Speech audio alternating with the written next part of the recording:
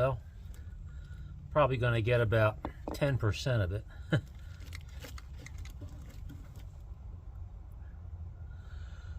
A mess. I probably should have brought back a pan. Well, I think the rag's going to catch the bulk of it here.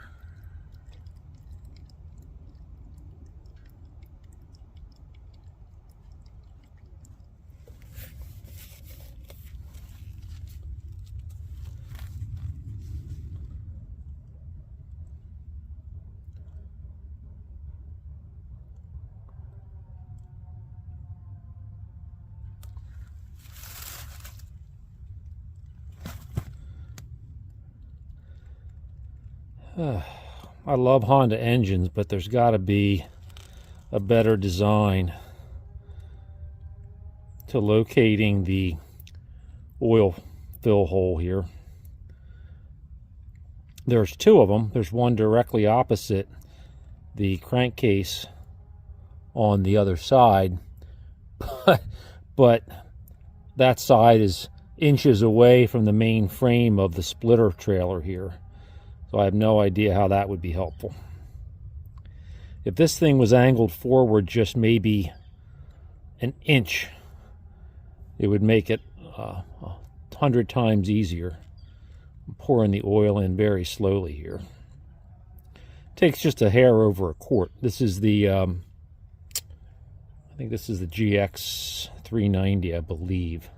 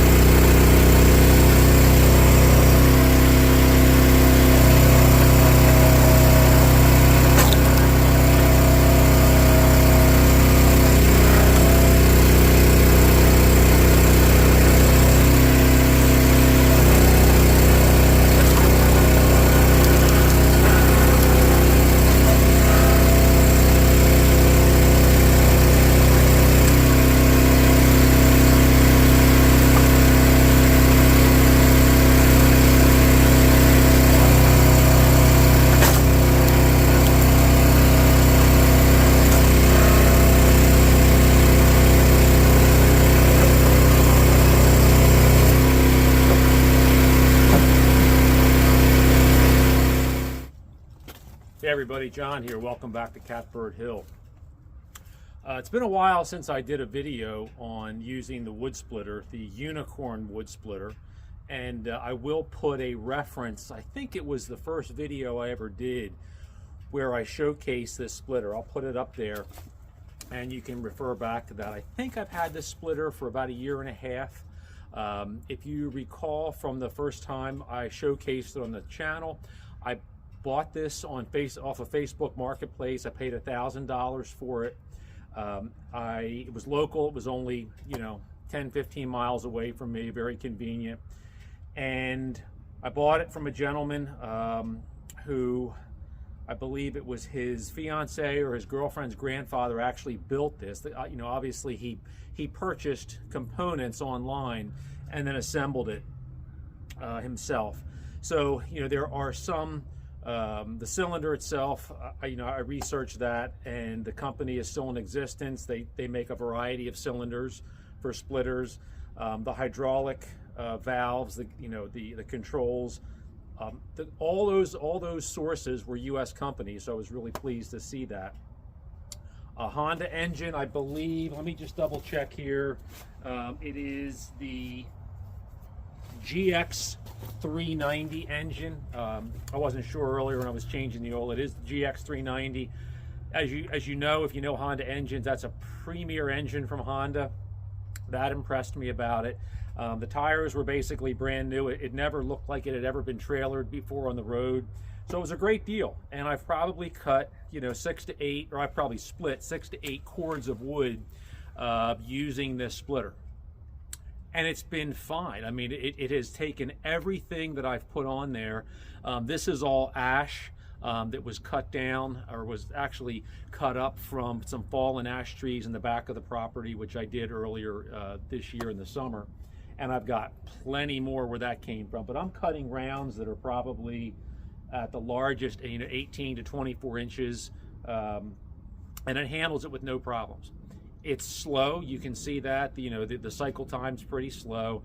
I'm okay with that because I'm a one-man operation here most of the time, so that's okay. I'm not doing this as a major production business.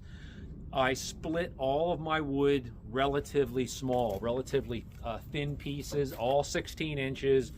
This is a nice little block here. It's probably 3 inches by 2 inches. That's perfect for how I sell my wood, which is 99% of it is in bundles. So this packs really well for a bundle. The customers, my regular customers, are primarily using it in wood stoves and fire pits.